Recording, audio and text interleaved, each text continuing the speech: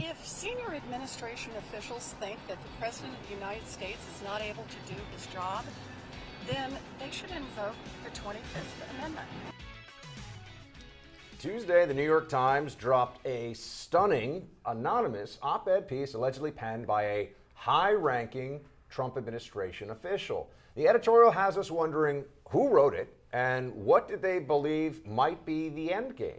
Joining us now is Omarosa Manigault Newman, former Trump administration director of African American Outreach, and her new book, Unhinged, an insider's account of the Trump White House, is a New York Times bestseller and at the top of Amazon's most sold. And she's been laying out some clues about who might have written this op-ed. So we have to go to your tweet. Yes. You said you gave out clues about who might have wrote the op-ed on page 330, and on page 330 you said that rest assured there's an army of people who oppose him, the president, and his policies. They are working silently and tirelessly to make sure he does not cause harm to the republic. Sounds very much like what was said in this op-ed. Many in this silent army are in his party, his administration, and even in his own family. Do tell. You know, when I wrote that months ago, I really reflected on the people who I think actually are very brave to remain and serve in a White House or in an administration that at times is very toxic, it's very competitive, and it's not always the most conducive environment to actually be effective at contributing to the government's work of advancing this country. And so I wrote that in Unhinged because it's true. There is a silent army. And I'm so glad this op-ed came out now so that people can examine and feel, I guess the author wanted people to feel a little comforted by it, but it's caused all kinds of drama and anxiety. We have to ask you, do you have an opinion about who wrote the op-ed, and will you share that opinion? Yeah, I put up some names on my Twitter, not to be coy or anything, but I suspected. I put Johnny DeStefano up. What's his role? See, John DeStefano started as the head of presidential personnel, and he's moved over to two other positions. He was heading Office of Public Liaison before that, and now he serves as a senior advisor in the White House. I also put up Bill Stepien, who is the political director for the Trump White House. And then I put up Nick Ayers, and I put a poll on my Twitter, and everybody chose Nick Ayers, who is out of Vice President Pence's office. So, those are all, by the way, within what we've talked about, which are people that would technically qualify as senior, but not household names. Yeah. But, right. And what is it about those individuals that makes you think that they could be behind this? Well, I've never hidden my suspicion about the Vice President's operation in the White House.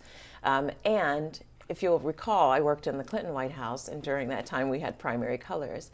And how they came up with who wrote primary colors was by doing this quantitative, stylistic analysis. And so I went back through some of my emails and some of the documents that came out of the Vice President's office, and I have to tell you that this op-ed is very similar to the style and the communication that comes out of his shop. Is it fair to say that Pence then is if you're going to pick a general of the stealth, steady state army, I believe you called it the silent anti-Trump army inside the White House a few moments ago, is Pence the general of that movement? Is I he don't the one believe that Pence is, but I believe that his His staff, office. I think His his office office might be trying to protect him, but with the ultimate goal of him becoming president of the United States. The clue is in the op-ed when it says, no matter how this will end, meaning they're anticipating that it may end in impeachment, it may end in him not being reelected, but it gives clues in that particular line for me. Are there some parts of the Woodward book, I know it's not officially out yet, but every journalist in D.C. seems to have gotten a galley copy of it and they're looking through it.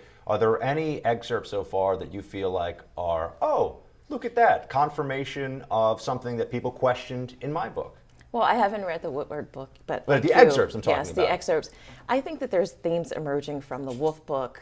There's some things in the Comey book, my book, of course, and of course the Woodward excerpts that we know that are consistent, that there's a president who is operating in a space that people are very uncomfortable with, his mental state, his impulsivity, his behavior at times, how demeaning he is to his staff, how he does not in any way take time to understand the policies that he is supposed to understand and make decisions about, but also the fear that he is unfit. All of that emerges out of all of these different books. One of the most stunning parts of this anonymous op-ed was where they said that the 25th Amendment was discussed early on in the administration. Did you hear murmurs of that while you were in the White House? Yeah, that was whispered. It was whispered because there were times that Donald Trump, pardon the pun, was just absolutely unhinged. There were times where you just didn't know, from the morning to the afternoon to the night, he would change his position, his thought process about something very, very serious that could impact millions and millions of Americans' lives. But was there any, though, sort of decision point where members of this internal resistance came together and said, no, that's not the track we're going to follow, we're just going to go and sort of quietly try to undermine him? Or was that just what happened, or was there an actual decision made in that regard? I can talk about just being in the room. There were times where Donald would say something just so insane, and we would look at each other and kind of have like a silent nod, like, let's just agree in the room, but none of us are going to implement what this man just said. Now, when people talk about the 25th Amendment, that's not supposed to be a mechanism for, I don't like someone's tone, I don't like their policies, or I just vehemently disagree with them, think they're very rude. It's supposed to be not of sound mind, really, meaning mentally unsound to a degree where you could not do the job. Obviously, also for health reasons, you could be removed from office.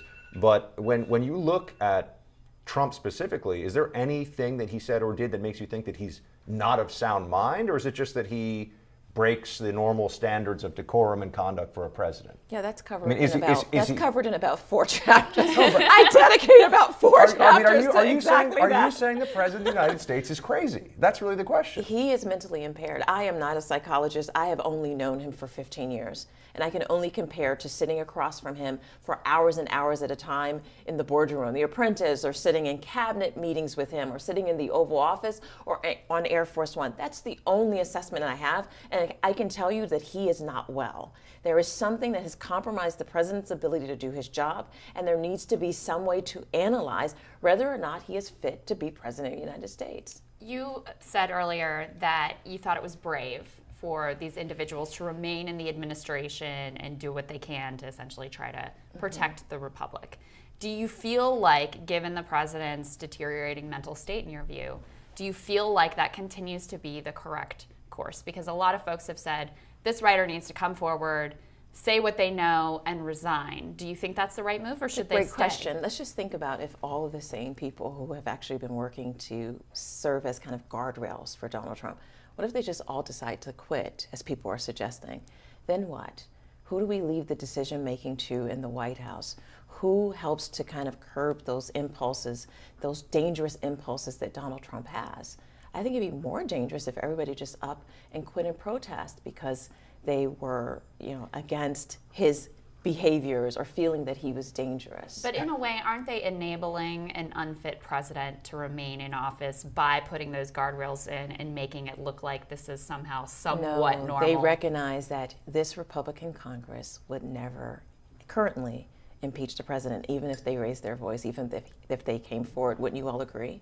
There's no universe in which this Republican Congress is going to impeach this president, but largely because, and this then goes to the underlying point here, and President Trump made it last night, there are a lot of things to look at with the country right now and think the president's doing a great job. Not just a good job, but a great job. He's doing a great job in some areas, but when you're dividing the country and putting fear in Americans, when you're creating this environment where we don't come together, that we're actually more separate than when he started, you can look at some successes in the economy, but when you see the deterioration of the fabric of our democracy, then that becomes very, very harmful. That feels like rhetoric. The metrics tell a different story, and I think that's where there's such a... Please tell me besides the economy, because I know they keep... that's what most people care about. What else? What else? Oh, because we're not people starting care any about big... decency. They care about... We're not starting any big foreign wars. We're not losing We're not? 100... Last we have not started any big foreign wars. Last night he praised Kim Jong-un and Putin. But that's not a war. He's not starting a war. You have to acknowledge that is not normal. I disagree with the president's rhetoric on a number of issues. But if we're looking at the actual actions... And embracing Kim Jong-un is not a good thing. Can I also ask you about the White House, specifically since your book has come out, and I wasn't able to be here the last time you joined us. Has the president reached out to you? Are you talking to the White House still? No, the president has called for the Justice Department to arrest me. I think our conversations are You're done. No, I don't want to have a conversation with someone who's called me. But are you still dog. talking? No, but the White House. Are you still in contact of with folks course, in the but White you House? have to remember that I went into the White House the first time 20 years ago.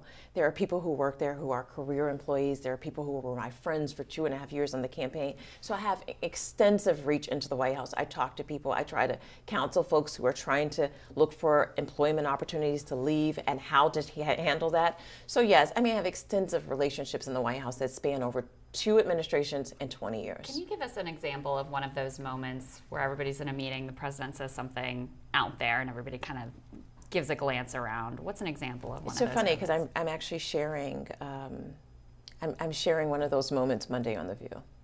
And I don't want to You're go. going, she's holding Remember out one on of us. those moments. I don't want to Oh, tease. look at this. But there are moments where his total and complete lack of empathy is on display.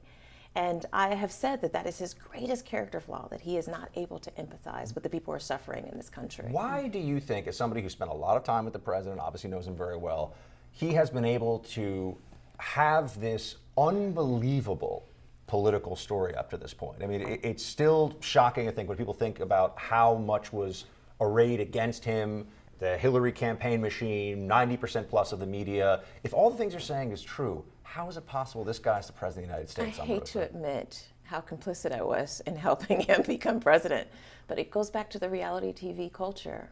Donald Trump was this huge celebrity who connected with millions and millions of people. To be exact, 20 million people tuned in every week when we were on the first season.